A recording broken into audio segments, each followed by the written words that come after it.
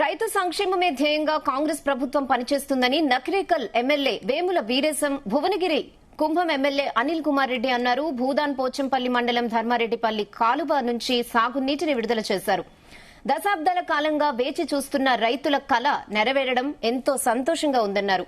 ఈ సాగునీటి విడుదల వల్ల భువనగిరి నకిరేకల్ నియోజకవర్గాలు సస్యశ్యామలం కావడం గర్వంగా ఉందన్నారు. రైతాంగానికి సాగునీరు అందించి వ్యవసాయాన్ని పండగ చేయడమే తమ ప్రభుత్వ ప్రధాన లక్ష్యమని ఈ సందర్భంగా వారు స్పష్టం చేశారు.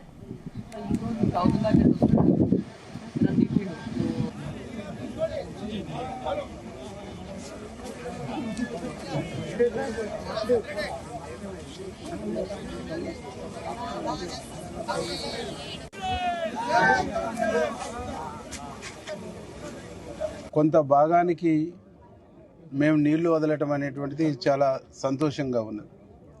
గౌరవ ముఖ్యమంత్రి రేవంత్ రెడ్డి గారు స్వయాన తనే వచ్చి ఈ కెనాల్ను పరిశీలిస్తూ ఇక్కడ పాదయాత్ర చేసి ఈ ప్రాంత రైతుల యొక్క కష్టాలని, ఈ ప్రాంత రైతుల యొక్క ఇబ్బందుల్ని స్వయంగా అడిగి తెలుసుకొని ఈ మురికి నీళ్ల స్థానంలో మీకు మంచి నీళ్ళు ఇస్తాను, ఈ కాలువల్ని కూడా నేను వేగంగా రిపేర్ చేపిస్తానని చెప్పి ఇచ్చిన మాట ప్రకారంగా ఈ జిల్లా మంత్రివర్యులు ఉత్తమ్ కుమార్ రెడ్డి అన్న గారి ఆధ్వర్యంలో వేగంగా పనులు పూర్తి చేయించి ఈరోజు మొదటి ఫేజ్కు మేము నీళ్లు వదలటం జరిగింది. ఆ తర్వాత డిసెంబర్ నాటికి రావణపేట చిట్యాల వరకు కూడా ఈ నీళ్లు తీసుకుపోయేటువంటి ఒక ప్రయత్నం వేగంగా ప్రభుత్వం చేస్తాం. అంటే ఈ ప్రాంత రైతులు ధర్మారెడ్డి కెనాల్ ఎక్కువ వదిలితేనేమో కట్ట దిగిపోయేది. పరిస్థితులలో ఒక 40-50% పూర్తయితే తర్వాత పట్టించుకున్న ప్రభుత్వాలు లేవు.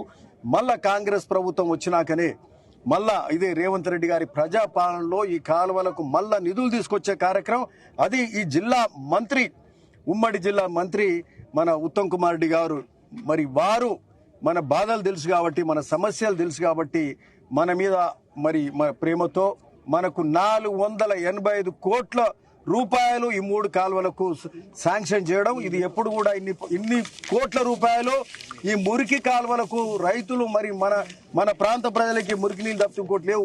ఆ మురికి నీళ్ళు ఇవ్వండి అంటే కూడా అంతకుముందున్న కేసీఆర్ టీఆర్ఎస్ ప్రభుత్వం